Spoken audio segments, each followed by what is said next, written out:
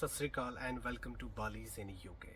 आज हम एक प्यारे टॉपिक के बारे में बात करने वाले हैं कि अगर आप कनाडा शिफ्ट होना चाहते हैं वो भी यूके से, सो उसके लिए क्या प्रोसेस है और क्या रिक्वायरमेंट है। So let's start the video without wasting any more time. देखिए, अगर आप यूके में आ चुके हैं एज ए इंटरनेशनल स्टूडेंट या फिर स्किल्ड वर्कर वीज़े के ऊपर, तो कुछ रीजंस हो सकते हैं कि आपके यहाँ पे सेटलमेंट नहीं हो रही।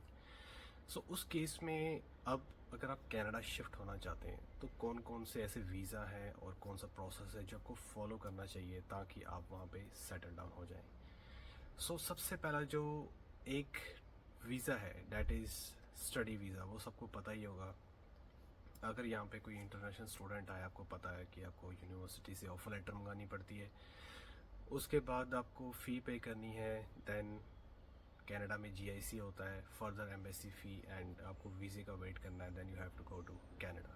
लेकिन उस केस में आपको जो एसओपी होगी वो थोड़ी सी स्ट्रॉन्ग बनानी पड़ेगी, बिकॉज एम्बेसी ऑफिसर के माइंड में सबसे पहले ये क्वेश्चन अराइज होगा कि अगर आप यूके में एज ए इंटरनेशनल स्टूडेंट आए हैं और यहाँ पे आप पढ़ रहे हैं, ऐसा क्या मतलब आपको प्रॉब्लम वहाँ पे क्रिएट होगी कि फिर से आपने कंट्री चेंज करके आप कनाडा में पढ़ने के लिए आ रहे हैं। सो एसओपी थोड़ी सी स्ट्रॉन्ग बनानी पड़ेगी। You have to take the help of any consultant, but आपका वीज़ा आ जाएगा।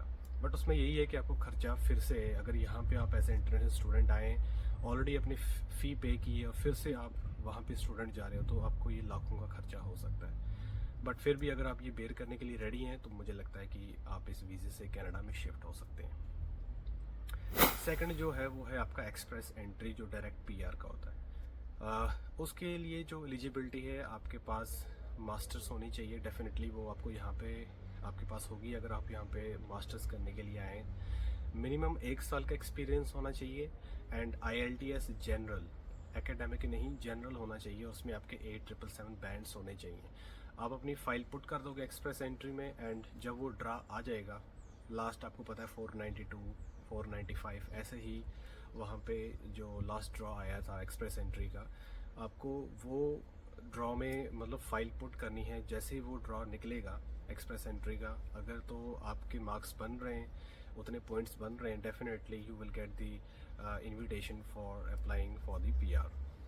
सो जो तीसरा है, मुझे लगता है कि सबसे ईजीएस्ट वे है, that is the tourist and visitor visa.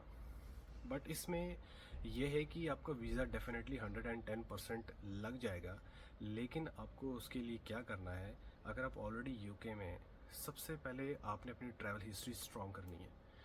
अगर आपका पासपोर्ट जब आप यूके में आए उसके ऊपर सिर्फ यूके की ही स्टैंप है, डैट मीन्स आपकी ट्रैवल हिस्ट्री अभी इतनी स्ट्रॉन्ग क्रिएट नहीं हुई है। आपने क्या करना है, आपने एक शेंगन वीज़ा अप्लाई करना है। उसमें यूरोप की 26 कंट्रीज़ आती हैं उस शेंगन वीज़े में। आपने कोई भी कंट्री चूज़ कर लो, 2 या 3 कंट्री जहाँ पे आपने जाना है, लेकिन कोशिश करो कि आप पहले फ्रांस जाइए, फिर जर्मनी, है ना, ऐसी 2-3 कंट्रीज़ आप चुन लो यूरोप की, वो आपने इन आउट करनी है। और जैसे ही आपके पासपोर्ट के ऊपर स्टैंपिंग हो जाएगी इन आउट की, तो आपका ट्रैवल हिस्ट्री एकदम से स्ट्रांग हो गया। उसके बाद आप कनाडा के लिए टूरिस्ट वीज़ा अप्लाई करें। अगर आप डायरेक्ट करते हो, जैसे आपकी मास्टर्स कंप्लीट होती है, अगर आप डायरेक्ट करते हो तो उसमें वीज़ा रिजेक्शन के चांसेस बहुत ज़्यादा होंगे, क्योंकि एम्बेसी अफसर पहले यही सोचेगा कि इसकी यूरोप के आगे पीछे तो इतनी कंट्रीज़ हैं, वहाँ पे ये घूमने तो गया नहीं, तो डायरेक्ट कनाडा में आ रहे हैं, so there is something fishy. So उस केस में आपका वीज़ा रिजेक्शन का चांस बढ़ सकता है। सो इट्स बेटर कि आप शेंगन वीज़ा लगा के 3-4 कंट्रीज़ इन आउट करो।